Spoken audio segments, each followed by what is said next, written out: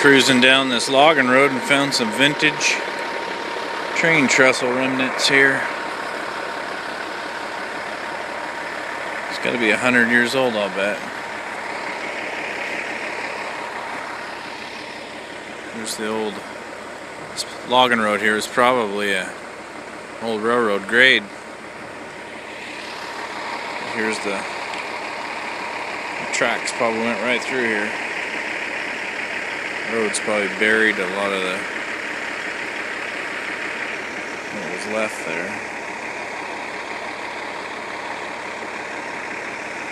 I thought that was kind of cool. And 100 years later, here we are, still trucking them.